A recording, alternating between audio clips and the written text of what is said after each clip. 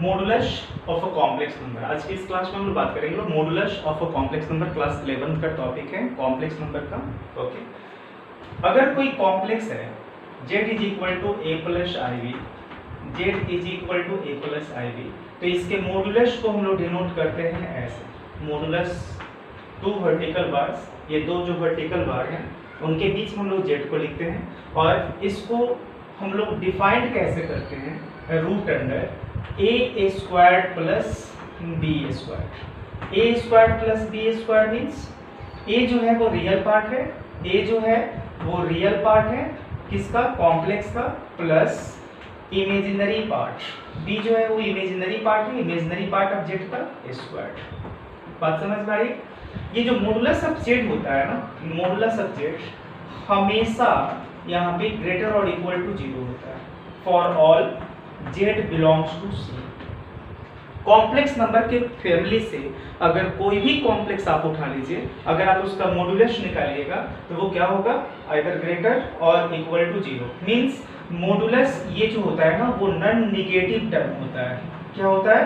Non negative term, non negative term, non negative term. और आप सबको पता है, यहाँ पे साइड में बता भी देते हैं कि नॉन निगेटिव टर्म का मतलब क्या होता है। Non negative term means, non negative means not negative. बहुत सारे बच्चों को ये कंफ्यूजन रहता है, नॉन निगेटिव मीन्स वो पॉजिटिव बोल देते हैं। बहुत सारे बच्चे नॉन निगेटिव मीन्स पॉजिटिव बोल देते हैं। क्या बोलते हैं वो? नॉन निगेटिव मीन्स वो क्या बोलते हैं, पॉजिटिव। अगर आप भी ऐसा बोलते हैं तो आप गलत बोलते हैं, ऐसा नहीं बोलना। ओके, नॉन निगेटिव मीन्स क्या बोलना है, नॉट निगेटिव। कोई भी नंबर जो निगेटिव नहीं है वो नॉन निगेटिव है। जैसे 0 निगेटिव नहीं है, पॉजिटिव भी नहीं है, तो उसको हम लोग नॉन निगेटिव टर्म में कैटेगराइज करते हैं। तो मैंने क्या बोला कि मॉडुलस ऑफ जेड जो होता है वो क्या होता है, नॉन निगेटिव टर्म होता है। अब देखिए हमारे पास अगर कोई कॉम्प्लेक्स मैंने ले लिया मैंने कितना 3, अब प्लस मैंने ले लिया 4i। ओके, मुझे इसका मॉडुलस निकालना है, मॉडुलस ऑफ जेड पता करना है, तो क्या लिखेंगे, देख लीजिए पॉजिटिव स्क्वायर रूट। यहाँ पे जो ये वैल्यू लिखा है ना मैंने, ये पॉजिटिव स्क्वायर रूट है। बात समझ पा रहे हैं ना? पॉजिटिव स्क्वायर रूट भी एक नॉन निगेटिव टर्म है, means positive square root can't be negative. Positive square root कभी भी नेगेटिव नहीं हो सकता है। क्लियर? अब यहाँ पे देखेंगे पॉजिटिव, यहाँ पे मैंने क्या लिखा, आपको पता है ना, रियल पार्ट का स्क्वायर, तो यार real part of Z is कितना है 3, तो हम लिखेंगे कितना 3 स्क्वायर। अब plus imaginary part of Z कितना है यहाँ पे 4, तो लिखेंगे 4 square. So result will be equal to 3 3 जा 9 प्लस 4 4 जा 16, यहाँ पे हो जाएगा 25 और वैल्यू हो जाएगा 5। क्लियर? एक और ले लेते हैं लोग, जैसे मैंने ले लिया z इज इक्वल टू, मैंने बोल दिया 1 माइनस आई, है ना। देन मॉडुलस ऑफ अगर हमको पता करना है z is equal to, modulus of z पता करना है तो क्या लिखेंगे, पॉजिटिव स्क्वायर रूट ऑफ, देख लीजिए रियल पार्ट का स्क्वायर, देख लीजिए रियल पार्ट कितना है 1 है, तो 1 का स्क्वायर प्लस, अच्छा यहाँ देख लीजिए यहाँ इमेजिनरी पार्ट ऑफ z कितना है भाई, -1 है, जो i का कोफिशिएंट है -1, तो -1 का स्क्वायर करेंगे, और -1 का स्क्वायर भी 1 होता है और 1 का स्क्वायर भी 1 होता है, तो 1 + 1 कितना हो जाएगा, √2। ये हो जाएगा हम लोगों का आंसर। इस तरह से आपने समझा होगा कि किसी कॉम्प्लेक्स का जो मॉडुलस होता है वो क्या होता है, किसी कॉम्प्लेक्स का जो मॉडुलस होता है वो क्या होता है। आइए इसके बारे में एक दो और एग्जांपल हम लेते हैं पहले, ताकि और आपका कॉन्सेप्ट क्लियर हो जाए। जैसे मैंने ले लिया z is equal to, okay, मैंने यहाँ पे कर दिया -7 अब प्लस 24i, देख लीजिए -7 प्लस 24i। अच्छा, आप बताएंगे यहाँ पे कि अगर रियल पार्ट ऑफ हम z जानना चाहें तो आप बता सकते हैं आसानी से, देख लीजिए -7 है जी, -7 है। अच्छा, अगर हम इमेजिनरी पार्ट ऑफ z आपसे पूछें तो अभी आप बता सकते हैं कितना है, 24 है, तो यहाँ पे कितना लिखेंगे 24। अब अगर हम यहाँ पे बोलें कि modulus of z, so modulus of z is equal to real part का स्क्वायर, तो हम रियल पार्ट का स्क्वायर ना करके हम डायरेक्ट उसका वैल्यू दे देते हैं, तो -7 का स्क्वायर अब प्लस कितना 24 का स्क्वायर, इमेजिनरी पार्ट का स्क्वायर, है ना यहाँ पे। अच्छा, रूट अंडर कितना हो जाएगा, -7 का स्क्वायर 49 हो जाएगा और 24 का स्क्वायर हो जाएगा 576, जैसा कि आप सबको पता है। अच्छा, अगर 49 प्लस 576 को अगर हम ऐड करेंगे तो पता है ना 625 आएगा, जिसका पॉजिटिव स्क्वायर रूट कितना होता है, 25 होता है। Is it clear? तो इस तरह से आपने समझा कि कोई भी कॉम्प्लेक्स अगर है, कोई भी कॉम्प्लेक्स है, तो उसका मॉड्यूलस हम कैसे डिनोट करते हैं, मॉड्यूलस को 2 वर्टिकल बार के बीच में लिख देते हैं, उसको जेड को, उस कॉम्प्लेक्स को। हो जाता है जैसे कि अगर ये जेड है, मुझे इसके अगर मॉड्यूलस को लिखना है तो कोई जरूरी नहीं कि हम जेड, हम ऐसे भी लिख सकते हैं, कितना, a plus I B, a plus I B. और a प्लस आई बी का भी जो हम डेफिनेशन देंगे वो इसी तरह से देंगे, modulus of a plus I B का डेफिनेशन भी हम इसी तरह से देंगे। और अगर हमको इस तरह से ना कर दें, अगर मॉड्यूलस ऑफ हम a प्लस बी आई कर दें, तब भी हम उसका डेफिनेशन इसी तरह से देंगे। Okay, B I and I B both have same meaning, दोनों का बिल्कुल सेम अर्थ होता है। क्लियर? आइए बात करते हैं प्रॉपर्टीज की।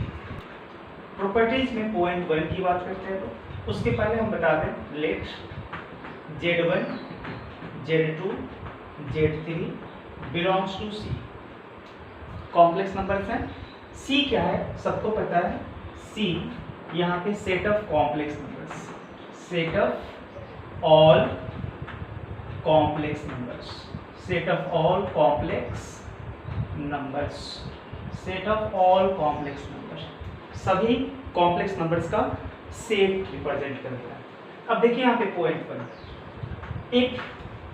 If modulus of z is equal to 0, if modulus of z is equal to 0 means real part of z is equal to 0 is equal to imaginary part of z is equal to 0। अगर किसी complex का real part भी 0 है, imaginary part भी 0 है, तो वहां पे फाइनली उसका मॉडुलस जो होगा वो क्या होगा, 0 होगा। और अगर हम इस तरह से बोले कि कॉम्प्लेक्स ही 0, तो इसमें कोई दिक्कत नहीं है, मीन्स यहाँ पे z जो होगा वो 0 प्लस आई 0 के फॉर्म का होगा, इट मीन्स वो 0 होगा। क्लियर? तो किसी भी 0 कॉम्प्लेक्स का जो मॉड्यूलस होता है वो भी 0 होता है, और 0 नॉन नेगेटिव टर्म है, ठीक है ना, नेगेटिव नहीं है।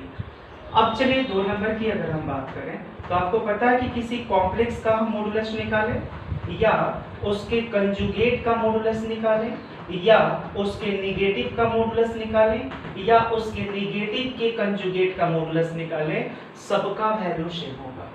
ठीक है, जैसा कि हम एक छोटा सा एग्जांपल लेके दिखा देते हैं। जैसे z इज इक्वल टू मैंने ले लिया 3 प्लस 4i कर दिया मैंने, ठीक है। तो जब हम इसका मॉडुलस लेंगे, मॉडुलस ऑफ z, तो देख लीजिए रूट अंडर कितना होगा, 3 का स्क्वायर 9 हो जाएगा, और प्लस 4 का स्क्वायर कितना होगा, 16 हो जाएगा जी, ठीक है ना।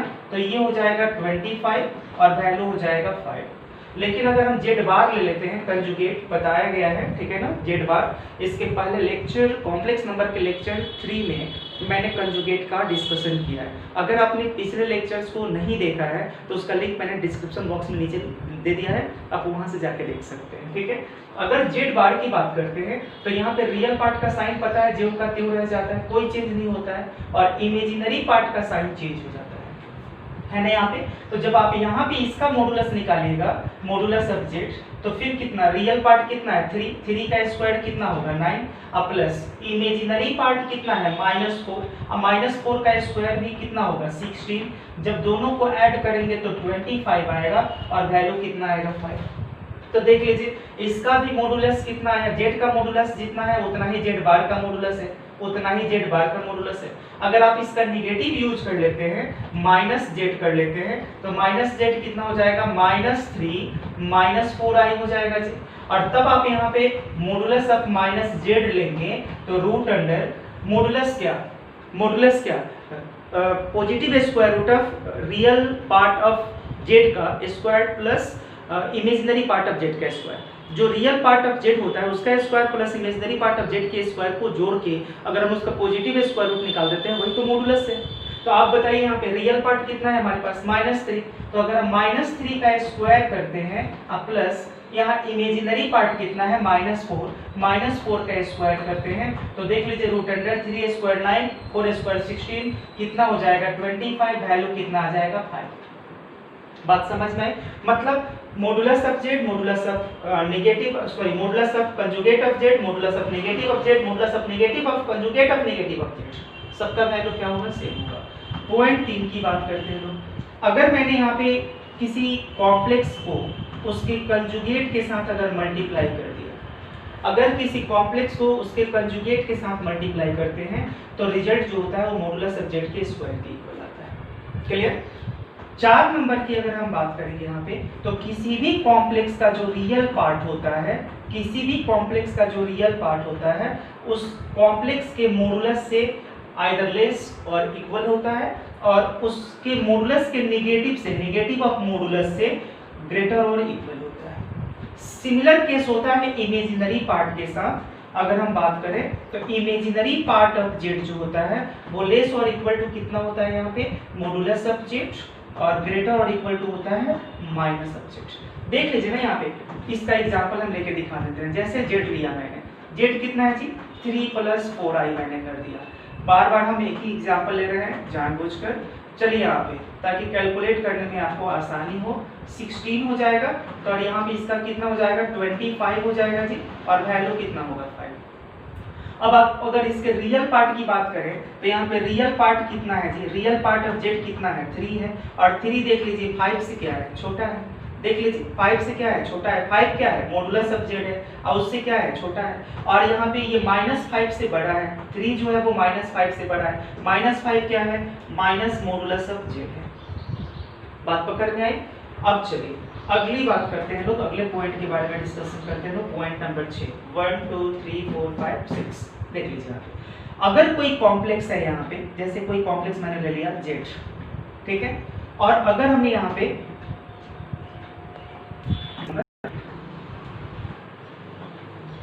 ठीक है, तो product of modulus of product of two complex numbers, modulus of product of two complex numbers will be equal to product of modulus of both complex, modulus of complex. जैसे मैंने क्या बोला, Z1 और Z2 का product, मैंने क्या बोला कि product modulus of product is equal to product of modulus. Moduli कर दीजिए, क्योंकि दो अलग अलग मॉडुलस हो जाएंगे। सिमिलरली अगर हम बोलेंगे कि मॉडुलस ऑफ, अगर मैंने Z1 by Z2 कर दिया तो will be equal to modulus of Z1 divide by modulus of Z2। मतलब अगर आप Z1 को Z2 से मल्टीप्लाई करें और तब उसका मॉडुलस निकालें, या दोनों का मॉडुलस अलग अलग निकाल के तब उनको मल्टीप्लाई करें, रिजल्ट्स विल बी सेम। अगर Z1 को आप Z2 से डिवाइड करके तब उसका मॉडुलस निकालें, या Z1 का मॉडुलस निकाल के Z2 का मॉडुलस निकाल के अलग अलग, और तब Z1 के मॉडुलस में Z2 के मॉडुलस से डिवाइड करें, रिजल्ट्स विल बी सेम। तो यहाँ पे मैंने क्या बोला कि Z1 Z2 का जो मॉडुलस है, ठीक है ना, वो इक्वल होगा modulus of Z1 into modulus of Z2। यहाँ पे 7 नंबर की अगर बात करें तो modulus of Z1 over modulus of Z2 will be equal to modulus of Z1 over modulus of Z2। लेकिन आपको पता है कि bottom part should not be equal to 0, bottom part को कभी भी शून्य के इक्वल नहीं होना चाहिए। तो मैंने क्या बोला, modulus of product is equal to product of moduli. बात समझ में आई? सिमिलर केस यहाँ पे हो गया। आप पहले इसको कॉपी कर ले, आगे है ना। Modulus of Z1 plus Z2 square is equal to modulus of Z1 square plus modulus of Z2 square plus 2 into real part of Z1 into Z2. Okay, Z1 plus Z2 the whole square, Z1 plus Z2 whole square, modulus of Z1 square plus modulus of Z2 square plus 2 into real part of Z1 into Z2 bar होगा, Z1 into Z2 bar। Clear? 9 number की बात करते हैं। Modulus of Z1 minus Z2 squared will be equal to modulus of Z1 squared plus modulus of Z2 squared minus 2 into real part of Z1 into Z2 bar. Okay, और 10 number में बात करेंगे लोग, modulus of Z1 plus Z2 squared plus modulus of Z1 minus Z2 squared is equal to 2 into modulus of Z1 squared plus modulus of Z2 square. Clear? ये properties हैं modulus of complex numbers के। ये क्या है? Properties है modulus of complex numbers के। आइए एक आध क्वेश्चन लेते हैं लोग मॉडुलस ऑफ कॉम्प्लेक्स नंबर्स पे। ओके, क्या है? एनसीईआरटी एग्जाम्पलर का है ये, एनसीईआरटी एग्जाम्पलर का है, एग्जाम्पलर, ठीक है ना? एग्जाम्पलर का क्वेश्चन है। देखिए यहाँ पे modulus of Z1 is equal to modulus of Z2 is equal to modulus of Z3 dot dot dot modulus of Zn is equal to कितना है? सबका मॉडुलस कितना है? Then we have to prove that modulus of Z1 plus Z2 plus Z3 plus dot dot dot plus Zn is equal to modulus of 1/Z1 plus 1/Z2 plus 1/Z3 plus dot dot dot plus 1/Z1, जैसा कि आपको board पे दिख रहा है ना? चलिए इसके सॉल्यूशन की बात करते हैं। सॉल्यूशन आप तो देख लीजिए पहले क्लियरली, मॉडुलस अगर हम Z1 लेते हैं, Z1 प्लस Z2 या LHS बोल दीजिए, यहाँ पे LHS बोल दीजिए, LHS मैंने उठा लिया, plus Z3 plus dot dot dot plus Zn can be written as, इसको हम लिख सकते हैं, ठीक है ना? Z1 into Z1 bar divided by Z1 bar. मैंने ऊपर नीचे Z1 बार से मल्टीप्लाई कर दिया, डिवाइड कर दिया। ओके, ऊपर भी मल्टीप्लाई किया, नीचे भी मल्टीप्लाई किया, मतलब मल्टीप्लाई डिवाइड दोनों कर दिया। चलिए प्लस सिमिलरली यहाँ पे हम Z2 के साथ कर लेते हैं, Z2 into Z2 bar divided by Z2 बार, ठीक है ना? Plus Z3 into Z3 bar divided by Z3 बार, ठीक है ना? Plus dot dot dot plus Zn के साथ मैंने कर लिया Zn bar divided by Zn bar. Modulus कर सकते हैं, ऊपर नीचे तो सेम मल्टीप्लाई कर ही सकते हैं लोग, टॉप बॉटम दोनों को मल्टीप्लाई कर रहे हैं, सेम नंबर से कर रहे हैं, कोई परेशानी नहीं। अच्छा, अब देखिए यहाँ पे Z1 इंटू Z1 बार, आपको पता है अभी मैंने बताया है प्रॉपर्टीज में कि किसी कॉम्प्लेक्स को जब आप उसके कंजुगेट से मल्टीप्लाई करते हैं then result will be equal to modulus of Z square. अभी मैंने बताया है ना? तो ध्यान दीजिए यहाँ पे Z1 into Z1 bar can be written as modulus of Z1 square divided by Z1 bar plus modulus of Z2 square divided by Z2 bar. क्यों भाई? क्योंकि Z2 इंटू Z2 बार कितना हो जाएगा? Modulus of Z2 square plus dot dot dot कर देते हैं, सबको इसको डॉट डॉट में डाल देते हैं, प्लस बताइए Zn है ना, Zn, तो मॉडुलस ऑफ Zn स्क्वायर कर देते हैं और मॉडुलस ऑफ Zn का मॉडुलस ऑफ Zn का स्क्वायर कर देते हैं और यह Zn बार हो गया। देख लीजिए मैंने फार्मूला यूज किया है, प्रॉपर्टीज यूज किया है, अभी जो बताया है अभी तुरंत यूज कर लिया मैंने। अच्छा, अब देखिए आप क्वेश्चन में देखिए, क्वेश्चन क्या कर रहा है कि modulus of Z1 modulus of Z2 modulus of Z3 सबका वैल्यू कितना है? इक्वल टू 1 है, तो इसका वैल्यू कितना? मॉडुलस ऑफ Z1 का वैल्यू 1 का स्क्वायर करेंगे तो 1 ही रहेगा ना। मॉडुलस ऑफ Z2 का वैल्यू 1 है, 1 का स्क्वायर 1 ही होगा। सिमिलरली यहाँ पे इसका वैल्यू भी कितना हो जाएगा? 1 हो जाएगा। तो यहाँ पे रिजल्ट कितना हो जाएगा? 1 by Z1 bar plus 1 by Z2 bar plus 1 by Z3 bar plus Z3 को आपने डॉट डॉट में डाला है, डॉट डॉट में रहने दीजिए, कोई दिक्कत नहीं, plus 1 by Zn bar. Okay, conjugate का प्रॉपर्टीज याद कीजिए आप, कंजुगेट का प्रॉपर्टीज याद कीजिए आप। आपको पता है कि Z1 into Z2 Z1 plus Z2 bar is equal to Z1 bar plus Z2 bar. Conjugate of sum is equal to sum of conjugates, याद है ना? Conjugate of sum is equal to sum of conjugates, याद है ना? तो देखिए यहाँ पे जब सबका अलग अलग कंजुगेट हो तो सबको हम एक साथ जोड़ के तब कंजुगेट ले सकते हैं। तो सबका जब अलग अलग कंजुगेट है तो सबको हम एक साथ जोड़ के तब कंजुगेट ले सकते हैं। 1 बाई कितना? Z1 प्लस 1 बाई कितना? Z2 प्लस 1 बाई कितना? Z3 डॉट डॉट कर देते हैं, डॉट डॉट प्लस 1 बाई कितना? Zn आप इसका कंजुगेट देख लीजिए।